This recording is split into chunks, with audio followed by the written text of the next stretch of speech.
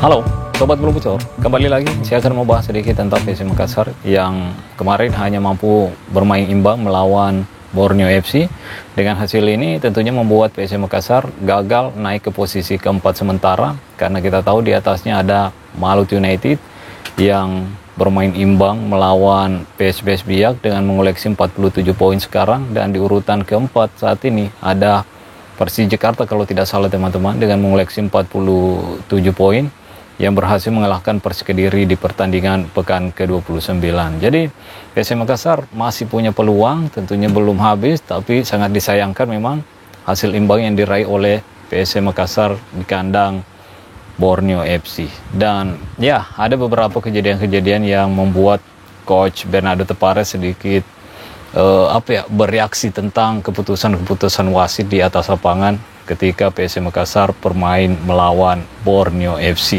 Di antaranya ada dua kejadian yang paling disoroti oleh Coach Bernardo Tepares tentang keputusan wasit, yaitu ketika bola terkena tangan bek dari Borneo FC nomor 5 ya, Gabriel Purtado ini, tapi wasit tidak mengcall kejadian itu berbuah penalti. Begitupun dengan kejadian ketika Daisuke Sakai dijatuhkan di dalam kotak penalti. Itu juga membuat pelatih PSM Makassar yaitu Coach Bernardo Tepares bereaksi ketika di preskon setelah pertandingan. Itu kok bukan penalti katanya. Itu jelas-jelas pelanggaran yang seharusnya diberikan penalti kepada PSM Makassar. Tapi wasit yang memimpin di atas lapangan menganggap itu bukan pelanggaran, dan tentunya Coach Bernardo Tepares beraksi keras atas keputusan wasit ini. Dia menganggap bahwa wasit seharusnya memberikan 2 lagi penalti.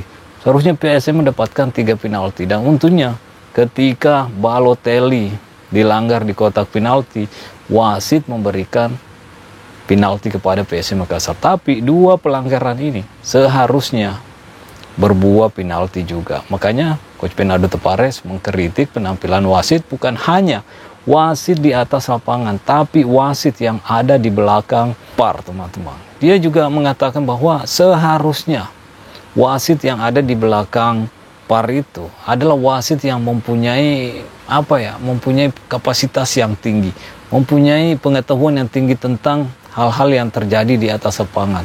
Tidak boleh takut mengambil keputusan.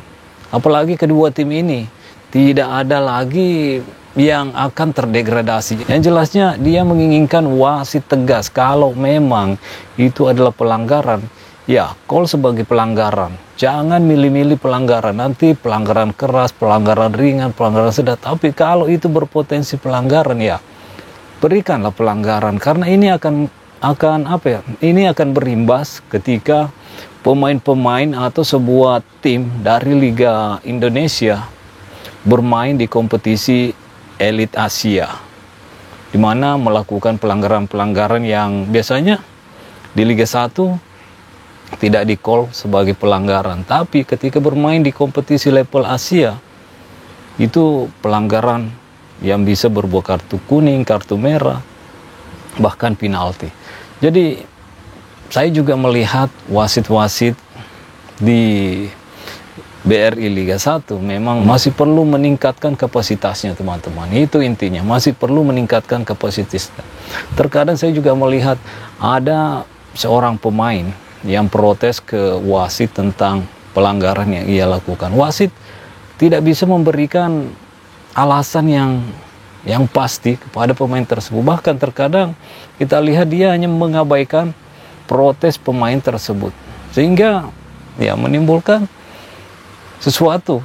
Padahal pemain tersebut menanyakan apa yang menjadi kesalahannya, kenapa dia dilanggar, padahal dia merasa tidak melanggar. Kalau wasit memberikan pelanggaran, tentunya wasit punya penjelasan yang jelas. Misalkan kena tackle, kamu mengenai kaki lawan, itu adalah pelanggaran. Jadi wasitnya kasih tahu dengan jelas ke pemainnya sehingga tidak menimbulkan protes yang berlebihan lagi. Kalau udah dikasih tahu, udah bilang stop protes atau dapat kartu. Itu yang harus dilakukan oleh wasit. Terkadang memang kita melihat keputusan wasit ragu-ragu terhadap apa yang ia putuskan, teman-teman. Jadi ya, mudah-mudahan kedepannya wasit-wasit yang memimpin di atas lapangan semakin berkapasitas. Tentunya tidak ragu-ragu, kalau memang itu pelanggaran ya berikanlah pelanggaran. Jangan melihat ini itu sehingga tidak memberikan pelanggaran. Dan ya, pelatih Borneo FC tentunya juga merasa frustasi dengan permainan yang ditampilkan oleh anak asuhnya yang tidak bisa konsisten memegang kendali.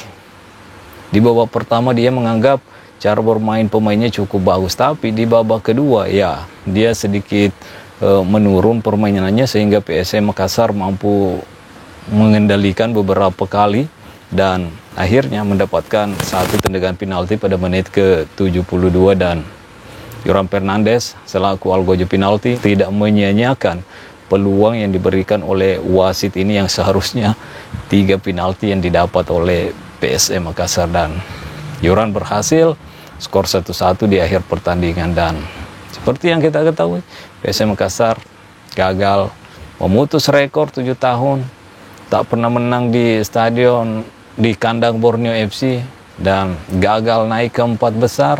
Ya tentunya ini hasil yang kurang menggembirakan, tapi memuaskan bagi para pendukung tentunya, karena PSM Makassar masih mampu membawa pulang 1 poin dari kandang Borneo FC. Kalau kalah ya tentunya itu akan sangat mengecewakan. Dan untuk pertandingan berikutnya PSM Makassar akan kembali fokus menghadapi salah satu tim kuat di Liga 1 musim ini, yaitu Bali United. Bali United saat ini ya bisa dikatakan lagi dalam performa yang kurang bagus, teman-teman. Kemarin berhadapan dengan Persib sempat unggul terlebih dahulu, tapi Persib lagi-lagi menunjukkan mental juaranya di pertandingan kemarin. Dari tertinggal 1-0 comeback menjadi 2-1, dan tidak ada yang bisa diperbuat oleh Bali United dengan comebacknya Persib Bandung. Ya tentunya dengan hasil ini semakin memperkuat posisi Persib Bandung di puncak klasemen BRI Liga 1 musim ini. Dan ya, satu tangan udah memegang trofi Liga 1 ini Persib Bandung, dan tentunya kita berharap jika Persib Bandung juara nanti dan mewakili Liga 1 di level kompetisi Asia, mudah-mudahan bisa menampilkan yang terbaik, memberikan yang terbaik. Ya, artinya tidak cepat tersingkirlah dari turnamen-turnamen Asia yang akan ia ikuti nantinya. Itu yang kita harapkan. Jadi ya, mudah-mudahan wakil dari Liga 1 nanti yang berkompetisi di level Asia ya bisa lebih baik lagi, teman-teman. Oke, mungkin sampai di sini dulu. Stay healthy, no baper-baper. Bye-bye.